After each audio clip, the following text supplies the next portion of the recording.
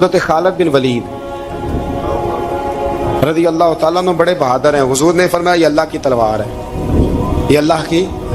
بڑے بہادر تھے, بڑے شیر دل تھے. فرماتے ہیں کبھی معذرت نہیں کرنی پڑی, کبھی جھکنا نہیں پڑا, کبھی کسی کی منت نہیں کی. اللہ نے طاقت اتنی عطا فرمائی تھی, ہمت, حوصلہ, صبر, استقامت اتنا دیا, کبھی کسی جگہ پشت نہیں لگی.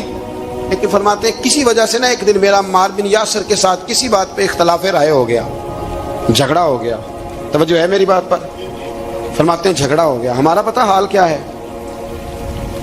ہمارا یہ حال ہوتا ہے کہ ہمارا جھگڑا ہو جائے تو خیر ہے, لیکن اگر پڑوسی کے بچے لڑ پڑے تو ہم کہتے ہیں اس کی روزی پاک نہیں, اس کی تربیت ٹھیک نہیں. ہمارا بھائیوں سے رٹا ہو جائے تو معاملہ اور ہے, کسی کا ہو جائے تو معاملہ اور ہے. میں بیمار ہو جاؤں تو آزمائش ہے, اور سامنے والا بیمار ہو جائے تو سزا ہے. پھر کیا ہے؟ بلکہ پنجابی کہنے نے کیتیاں نو پھڑیا ہے, یہی کہہ دیتے. اور میں بیمار ہو جاؤں تو آزمائش آگے جی اللہ کی طرف سے. ایسا نہ کریں. ہمارا فتویٰ اپنے حق میں اور ہوتا ہے, سامنے والے کے معاملے میں اور ہوتا ہے. حضرت عمار بن یاسر کی بات کر رہا تھا.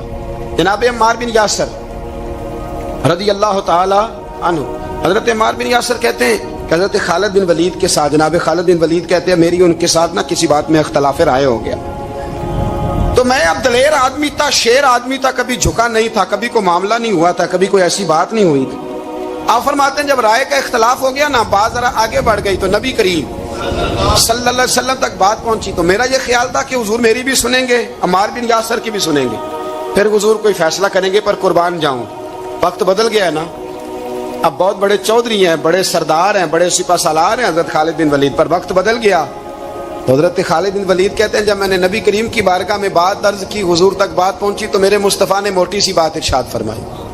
رسول کریم فرمانے لگے بھئی بات مختصر سی ہے, جس نے عمار کو راضی کر لیا اس نے مجھے راضی کر لیا, اور جس نے اسے ناراض کیا اس نے مجھے ناراض کیا. فرماتے ہیں بس میری قیمت پڑ گئی, میرا قد اونچا ہو گیا.